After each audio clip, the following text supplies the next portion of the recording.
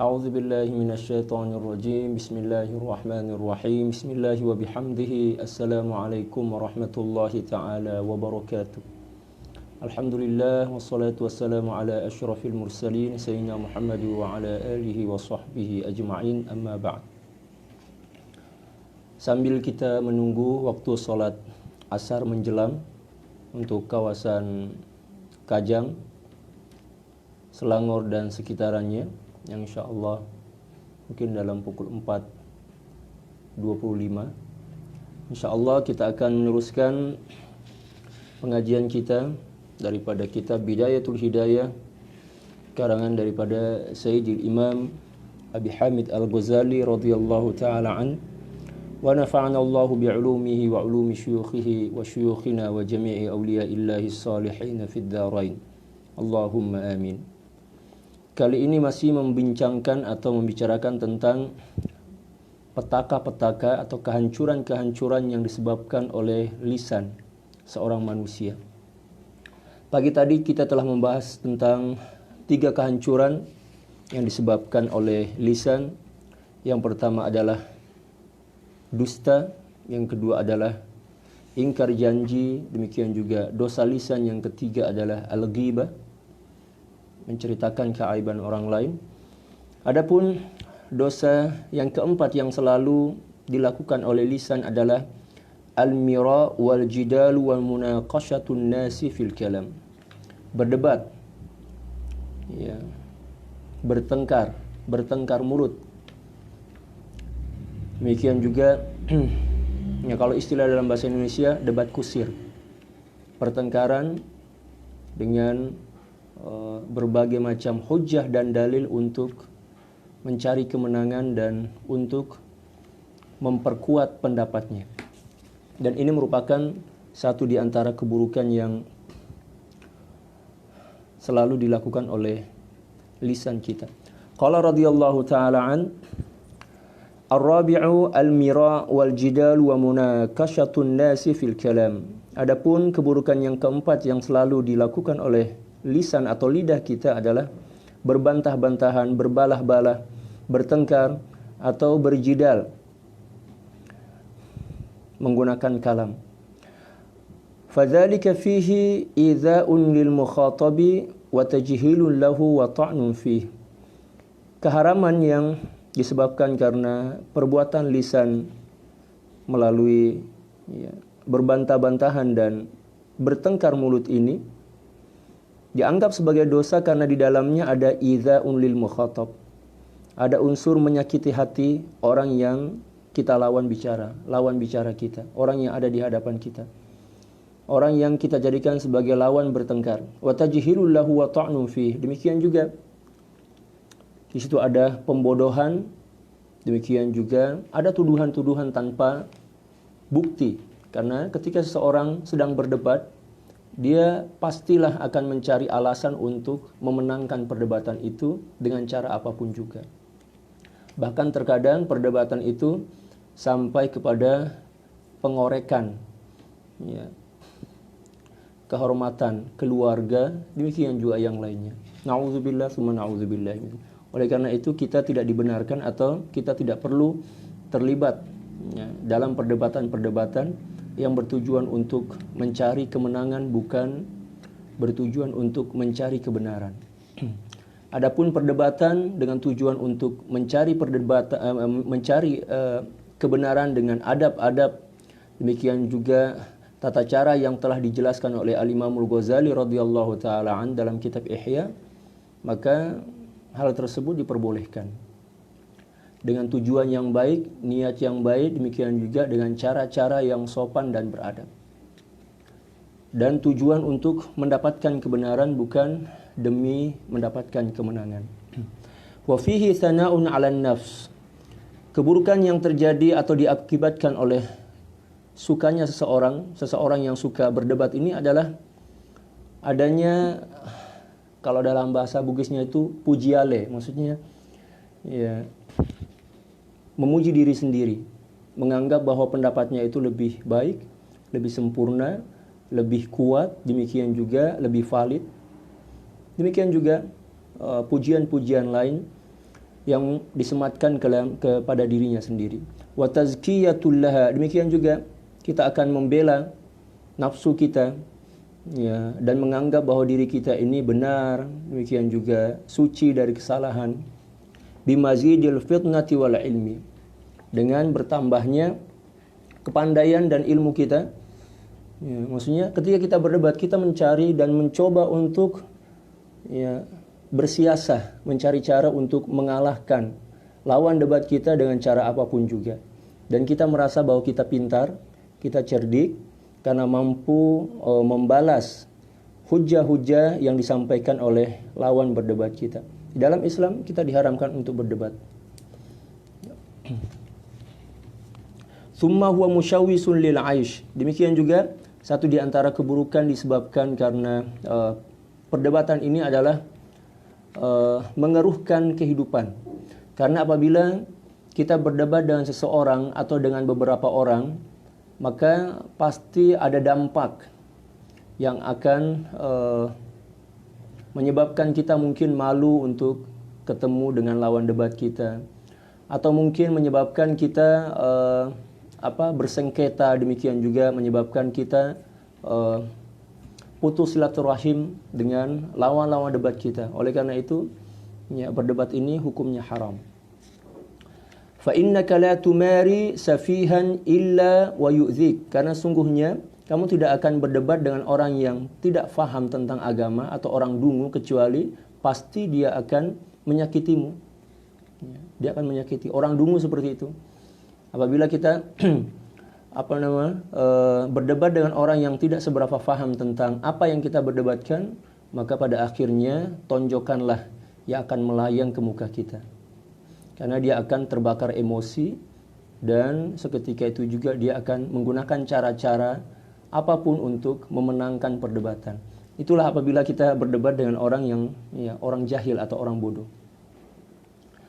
Wala tumari haliman illa wa yaqlika wa yahqidu alaik. Demikian juga apabila kamu berdebat dengan seorang yang mempunyai kesabaran, mempunyai keahlian dalam berdebat, walaupun mungkin kamu menang, maka dia akan marah kepadamu, demikian juga dia akan iri hati kepadamu dan akan mencari-cari celah serta berusaha untuk mencari cara-cara lain untuk mengalahkanmu dalam perdebatan yang lainnya. Bahkan terkadang kita akan ditantang, kita akan dicabar, ya, secara terbuka untuk kembali lagi melakukan perdebatan dengan alasan ketidakpuasan. Wa qala an-nabiy sallallahu alaihi wasallam, dan baginda Rasulullah sallallahu alaihi wasallam telah bersabda, man tarakal mira'a wa huwa mubtilun banallahu lahu baitan fi rabdil jannah. Barang siapa, kata baginda Rasulullah sallallahu alaihi wasallam, meninggalkan perdebatan walaupun sebenarnya dia mampu untuk memenangkan perdebatan itu karena dia mungkin mengetahui cara, demikian juga menguasai bahan, banallahu lahu baitan fi rabdil jannah, maka Allah Subhanahu wa taala akan membangunkan satu bangunan, satu rumah yang berada di sekitar surga, di halaman surga. Ya. Orang yang meninggalkan perdebatan walaupun sebenarnya dia mampu untuk memenangkan perdebatan itu, mungkin karena dia lebih menguasai bahan, demikian juga dia mempunyai keahlian di dalamnya, dan kebetulan juga mungkin lawan debatnya ini adalah, ya, seseorang yang tidak seberapa paham tentang apa yang diperdebatkan, tetapi dia meninggalkan perdebatan itu, maka Allah Subhanahu wa taala memberikan hadiah kepadanya, banallahu lahu baitan fi rabdil jannah. Allah Subhanahu wa taala membuatkan satu rumah yang sangat mewah di pelataran surga. Wa man taraka al-mira' wa huwa muhiqqun banallahu lahu baitan fi a'lal jannah.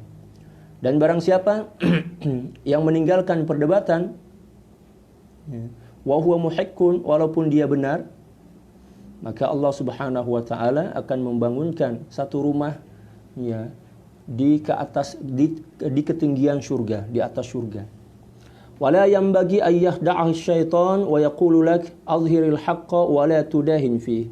Maka janganlah kamu diperdaya atau ditipu oleh syaitan dengan perkataannya yang mengatakan kepadamu azhiril haqq, ayo, ya, belalah kebenaran, tunjukkan kebenaran itu, wa la tudahin fi, dan kamu jangan lemah di dalamnya. Maksudnya kita digoda oleh syaitan. Ayo, kamu bisa loh. Kamu mantap. Ya, kamu pintar dan kamu tahu bahwa itu adalah benar. Ayo cepat perjuangkan kebenaran itu dengan cara berdebat.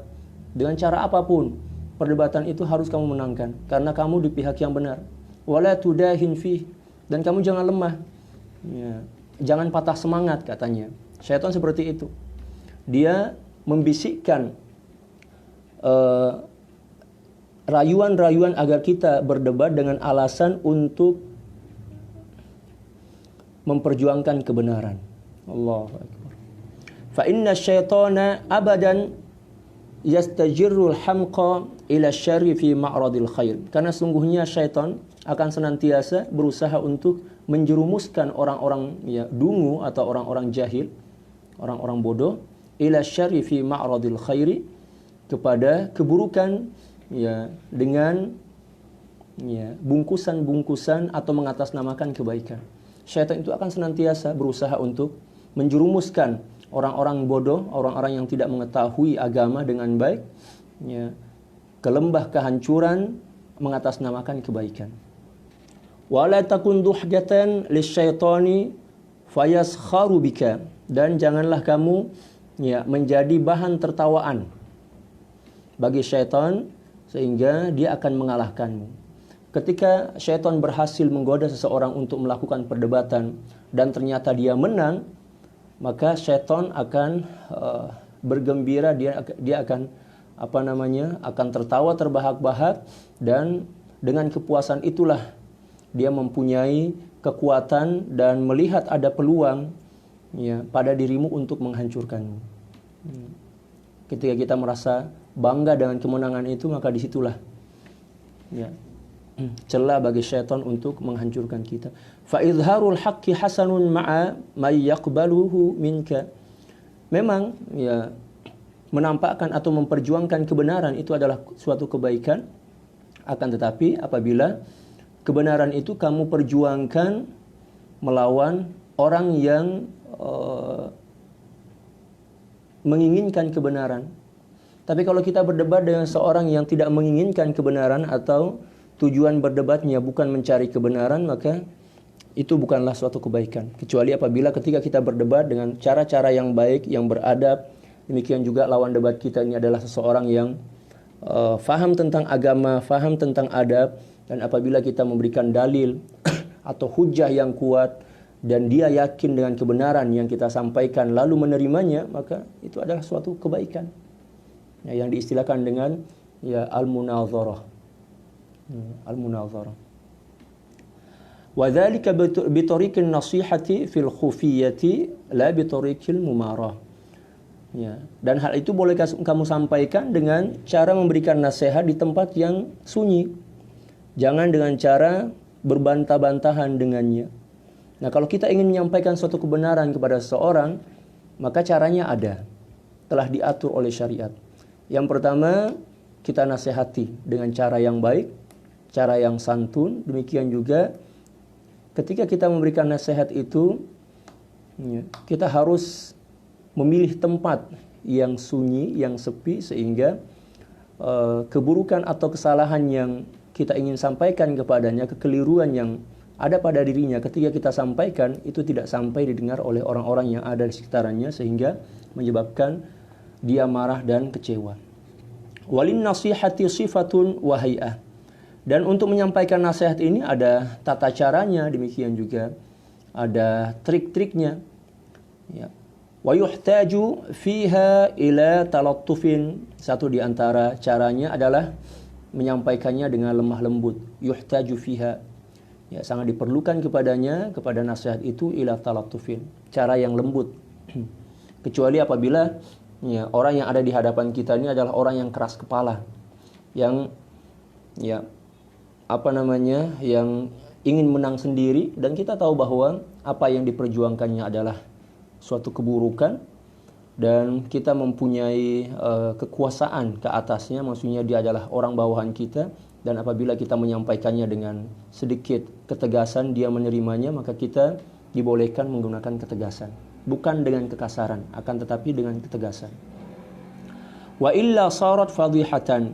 Apabila tidak disertai dengan cara-cara yang baik, cara-cara yang sopan, demikian juga di tempat-tempat yang tersembunyi, maka nasihat itu akan berubah menjadi pembongkaran ya keburukan atau penyebaran keburukan, keaiban.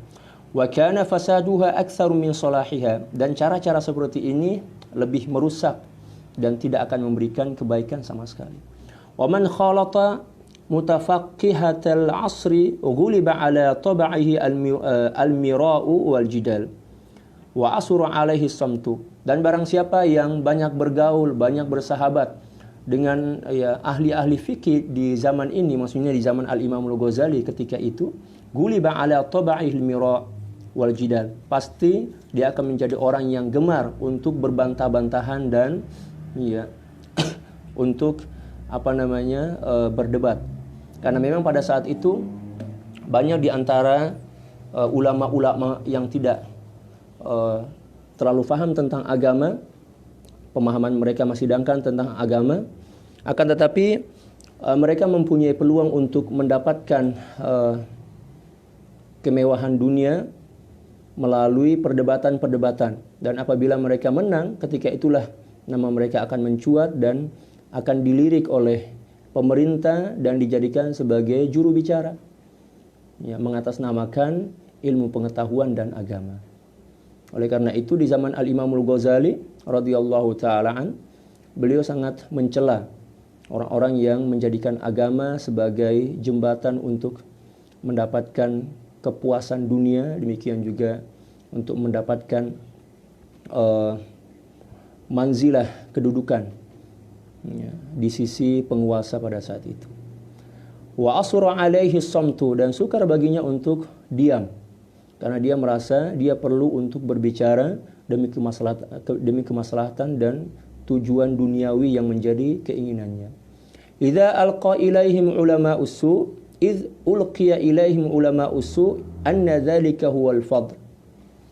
Idz alqa ilaihim ulama usu anna dzalika huwal fadl. Karena ulama-ulama buruk atau ulama-ulama su itu akan mengatakan kepadanya bahwa dengan cara berdebat ini merupakan suatu kemuliaan, demikian juga suatu kehormatan. Dia akan mempengaruhi orang tersebut. Ayo kamu berdebatlah, nanti saya bantu.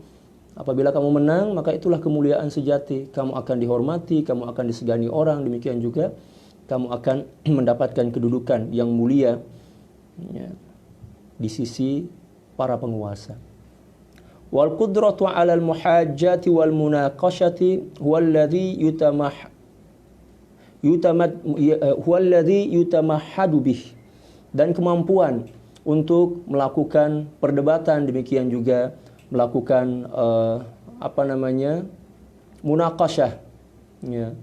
Itulah yang menyebabkan seseorang merasa berhak untuk dipuji ya. Apabila ada seseorang yang pandai ya berdebat, dia mempunyai kemampuan untuk menguasai bahan demikian juga retorika yang baik ya. Ketika dia menang, dengan alasan itulah di dalam hati dia terlintas rasa layak dan kepatutan untuk mendapatkan sanjungan dan pujian karena kemampuan yang dimilikinya, kepakaran yang dimilikinya. Na'udzubillah.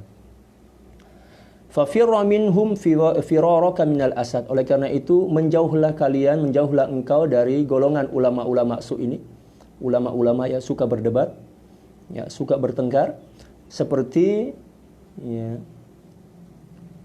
engkau berlari dari terkaman ya asad. Asad itu maksudnya singa. Wa'lam, ketahuilah annal mira' sababul maqti' 'indallahi wa 'indal khalq. Ketahuilah bahwa sungguhnya orang yang suka berdebat atau perdebatan itu merupakan penyebab yang mendatangkan kemurkaan Allah Subhanahu wa taala. Demikian juga menyebabkan orang lain akan marah kepada kita. Orang yang suka berdebat, Allah Subhanahu wa taala akan marah kepadanya. Demikian juga manusia akan benci kepadanya. Yang kelima, al-khamisu tazkiyatun nafs. Ya. Keburukan yang kelima adalah tazkiyatun nafs, merasa diri suci dan bersih. Faqad qala Allah Ta'ala, dan Allah Subhanahu wa taala sungguh telah berfirman, Fala tuzakku anfusakum huwa a'lamu biman ittaqa. Janganlah kamu mengaku-ngaku diri sebagai orang yang suci dan bersih, yang mulia, yang agung, karena hanya Allah sajalah yang mengetahui siapa di antara kalian yang tergolong sebagai orang yang suci, orang yang bertakwa kepada Allah Subhanahu wa taala. Wa qila li ba'dil hukama, telah dikatakan kepada para hukama, ada orang yang bertanya kepada para hukama, "Mas-sidqul qabih?" Apakah kejujuran yang buruk? Dijawab, faqala sana'ul mar'i ala nafsihi. Pujian seseorang pada dirinya sendiri. Walaupun apa yang dipujikan itu memang ada pada dirinya, akan tetapi itu dianggap buruk. Misalnya seorang itu pemurah, memang dia pemurah, lalu dia memuji dirinya sendiri. Pujian itu adalah pujian yang benar, akan tetapi membinasakan dan menghancurkan. Itu adalah sesuatu yang sangat buruk. Apatah lagi memuji diri kita tentang sesuatu yang tak ada pada diri kita. Itu lebih buruk lagi.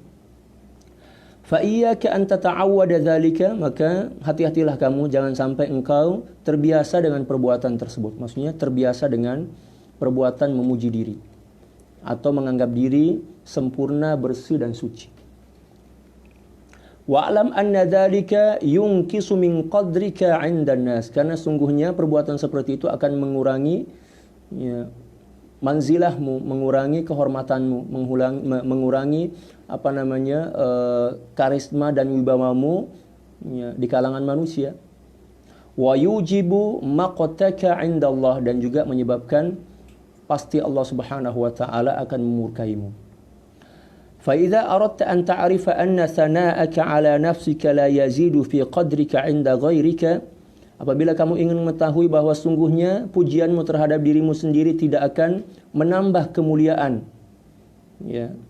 dirimu tidak menambah kemuliaan dirimu di hadapan manusia, fanzur ila aqranika, maka coba kamu perhatikan kepada sahabat-sahabat dan teman-temanmu. Idza asnau ala anfusihim bil fadli wal jahi wal mal, apabila mereka memuji diri mereka dengan banyaknya harta, tingginya pangkat, demikian juga kemuliaan-kemuliaan yang mereka miliki, kaifa yastankiruhu qalbuka alaihim wa yastaskiluhu tab'uk.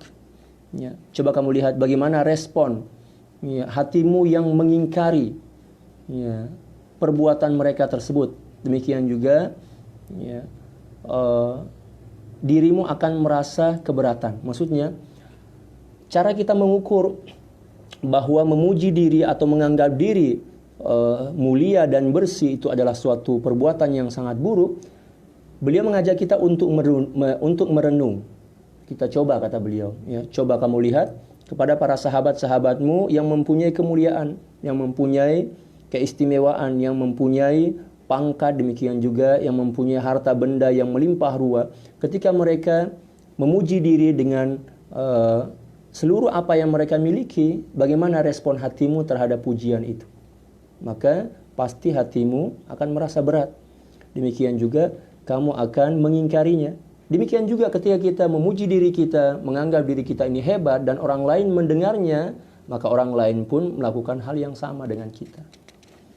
Yang serupa dengan apa yang terjadi pada diri kita ketika dia menceritakan kelebihan-kelebihannya kepada kita. Wa kaifa tazummuhum alaihi idza faraqtahum, dan kamu juga pasti akan menghina mereka, mencela mereka ketika kamu telah berpisah dengannya. Maksudnya kamu akan cerita, oh dulu dia itu terlalu sombong, dia itu terlalu memuji diri sendiri, dia itu mengatakan bahwa dia mempunyai kelebihan, keistimewaan seperti ini, seperti itu, seperti itu. Fa'lam, dan ketahuilah, annahum aidan fi hali tazkiyatika li nafsika yadhummunaka fi qulubihim najizan. Tulisannya agak samar. Wa sayuzhirunahu bi alsinatihim idza faraqtahum, dan ketahuilah bahwa sesungguhnya mereka juga ketika engkau menyanjung dan memuji dirimu, mereka pun juga akan mencelamu dengan hati-hati mereka ketika mereka berada di hadapanmu dan juga akan menampakkan ya ketidakpuasan mereka itu dengan lisan mereka ketika engkau telah berpisah dan berlalu dari mereka. Jadi demikian juga ketika kita mengucapkan atau menceritakan tentang kelebihan-kelebihan kita dengan tujuan untuk membanggakan diri dan kita mengaku diri sebagai orang yang suci, orang yang hebat, ya, orang yang cerdik, maka ketika orang tersebut berpisah dari kita, dia pun akan menceritakan ya pujian-pujian diri kita terhadap diri kita itu kepada orang lain dengan tujuan untuk menghina dan mencela kita. Na'udzubillah. As-sadisu, keburukan yang keenam, al-la'an, melaknat atau laknat itu maksudnya ia melaknat, mendoakan tidak baik kepada orang lain. Fa iyyaka an tal'ana syai'an mimma khalaqallahu ta'ala min hayawanin aw ta'amin aw insanin bi'ainihi. Maka hati-hatilah jangan sampai engkau melaknat sesuatu apapun yang telah diciptakan oleh Allah Subhanahu wa taala, baik dari kalangan binatang atau haiwan, demikian juga makanan ataupun juga manusia.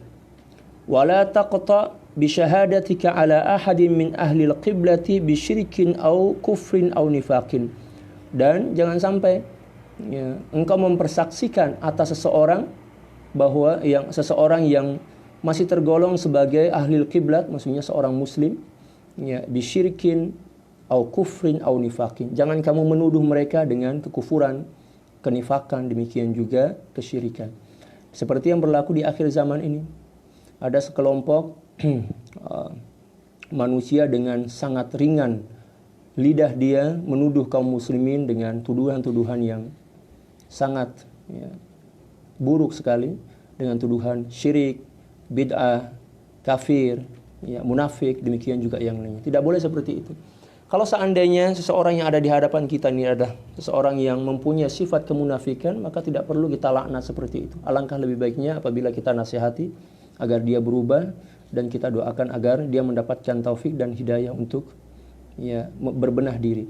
Fa innal muttali'a 'ala as-sarair huwa Allah taala. Karena sungguhnya yang mengetahui dan melihat ya isi hati manusia hanya Allah Subhanahu wa taala. Fala tadkhul bainal ibadi wa bainallahi taala. Oleh sebab itu kamu tidak perlu ikut campur urusan orang lain bersama Allah Subhanahu wa taala. Tulisannya agak samar ini. Allahu akbar. Wa'lam annaka yaumal qiyamati la yuqalu lak lima la tal'an fulanan wa lima sakatta anhu. Ketahuilah bahwa sesungguhnya di akhirat nanti, di hari kiamat nanti, kamu tidak akan pernah ditanya mengapa kamu tidak melaknat ya, si fulan, demikian juga mengapa kamu diam darinya. Bal law lam tal'an iblis tula umrika wa lam tashtagil lisanaka wa lam tashtagil lisanaka bi dzikrihi lam tus'al anhu. Bahkan apabila kamu tidak pernah melaknat iblis sekalipun sepanjang umurmu, demikian juga kamu tidak pernah menyebut nama iblis walaupun sekali, kamu tidak akan pernah ditanya, mengapa kamu tidak melaknat iblis? Mengapa kamu tidak menyebut nama iblis?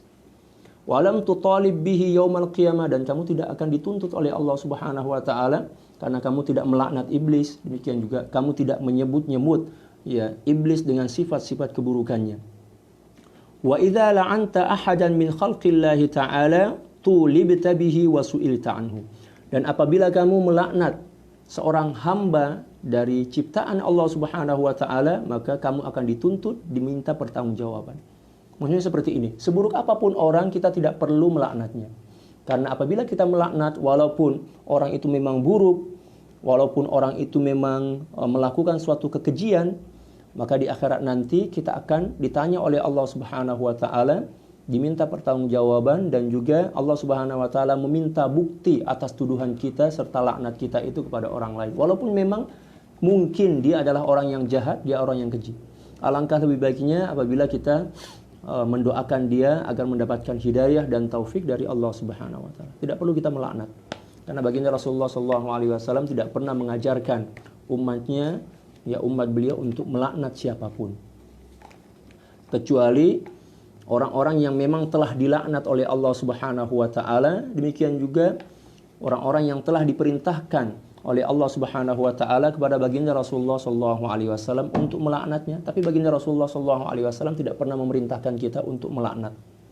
Beliau melaknat karena memang diperintahkan oleh Allah, tapi beliau tidak pernah memerintahkan kita untuk melaknat. Contoh misalnya, ya, Allah Subhanahu wa taala melaknat syaitan atau iblis. Oke? Boleh kita melaknat iblis dan syaitan, akan tetapi ya, sebenarnya apabila kita melaknat syaitan dan iblis di akhirat nanti, ya, itu akan menambah pertanggungjawaban kita di hadapan Allah Subhanahu wa taala. Kita akan ditanya, "Mengapa kamu melaknat iblis?" Walaupun memang kita mempunyai jawabannya, kita menjawab karena engkau yang telah melaknatnya terlebih dahulu. Seperti itu. Walaupun kita tahu jawabannya.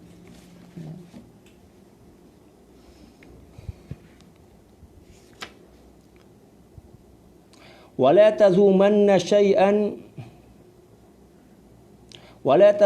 شيئا مما خلق الله تعالى فقد كان النبي صلى الله عليه وسلم لا يذم الطعام الرديء فقط لا يذم الطعام الرديء فقط بل كان إذا اشتهى شيئا أكله وإلا تركه. Demikian juga janganlah kamu mencela sesuatu dari ciptaan Allah Subhanahu wa taala, karena sesungguhnya baginda Nabi Shallallahu Alaihi Wasallam tidak pernah mencela makanan, ya, makanan murahan atau makanan yang tidak sedap sama sekali. Bal kana idza ishtaha syai'an akala. Yang beliau contohkan adalah apabila beliau menyenangi suatu makanan, maka beliau makan, dan apabila beliau tidak menyenanginya, maka beliau tinggalkan tanpa perlu mencela atau mengatakan bahwa makanan itu kurang sedap lah, makanan itu kurang mewah lah, makanan itu terlalu asin lah, makanan itu terlalu manis lah, seperti itu. Tinggalkan aja. Karena itu akan menyebabkan menyebabkan bertambahnya pertanggungjawaban kita di hadapan Allah Subhanahu wa taala atas celaan yang kita lakukan. As-sabi', yang ketujuh, ad-du'a 'alal khalqi, mendoakan keburukan kepada orang lain. Fahfadh lisanaka 'anid du'a ya ala ahadin min khalqillah, maka peliharalah, jagalah lisanmu dari mendoakan keburukan kepada salah seorang makhluk Allah Subhanahu wa taala, siapapun dia. Wa in zalamaka, walaupun dia menzalimi. Wakil amrahu ila Allah, apabila ada seorang yang menzalimi kita, tidak perlu kita doakan dengan doa yang buruk. Akan tetapi serahkanlah urusan itu kepada Allah Subhanahu wa taala. Serahkan urusannya kepada Allah. Allah yang menangani, Allah yang membela kita. Tetapi apabila kita mendoakan keburukan kepada seseorang yang menzalimi kita, dan ternyata orang yang menzalimi kita itu telah bertaubat kepada Allah Subhanahu wa taala sebelum kita, ya, doakan keburukan kepadanya, maka na'udzubillah, keburukan itu akan kembali kepada diri kita. Fafil hadis, dalam suatu hadis baginda Rasulullah sallallahu alaihi wasallam bersabda, kama qala sallallahu alaihi wasallam, innal mazluma la yad'u ala zalimihi hatta yukafi'ahu thumma yabqa lidh-dhalimi fadlun 'indahu yutalibu bihi yaumal qiyamah. Sesungguhnya orang yang dizalimi, yad'u ala zalimihi, mendoakan keburukan kepada orang yang menzaliminya, hatta yukafi'ahu, sehingga, ya, di akhirat nanti Allah Subhanahu wa taala akan menunaikan pengadilan itu. Ya, Allah memberikan apa yang dituntutnya. Hatta yukafi'ahu, sehingga Allah Subhanahu wa taala menunaikan doa itu, mohon maaf. Tsumma yabqi, kemudian yang masih tersisa lil zalim, bagi orang yang melakukan kezaliman tadi, fadlun, kemuliaan, indahu, di sisinya, yutalibuhu bihi yaumal qiyamah, di akhirat nanti, ya, dia akan menuntutnya dari orang yang mendoakan keburukan kepadanya. Contohnya seperti ini, gambarannya seperti ini. Ada seseorang yang melakukan keburukan kepada seorang lain. Ternyata orang lain ini marah dan mendoakan keburukan kepada orang yang menzoliminya. Ternyata doa keburukan ini lebih besar dampaknya dibandingkan keburukan yang telah dilakukan kepada orang yang mendoakannya. Maka Allah Subhanahu wa taala akan menunaikan sesuai dengan sesuai dengan kezaliman yang dilakukannya, akan tetapi ya imbas dari keburukan doa yang dilakukannya nanti itu di akhirat akan dituntut oleh orang yang melakukan kezaliman tadi. Ya, mudah-mudahan boleh paham. Ya, seperti itu gambarannya. Boleh paham ya insyaallah. Contoh misalnya, ada seseorang yang mencuri ayam. Ya, mencuri ayam seseorang yang bernama Zaid. Zaid marah. Yang mencuri ayam ini namanya Agus misalnya. Marah dia. Ya Allah, ya, dia telah mencuri ayamku ya Allah. Ya, celakakanlah dia, na'udzubillah misalnya kan. Lalu Allah Subhanahu wa taala mencelakakan orang yang mencuri ayam tadi.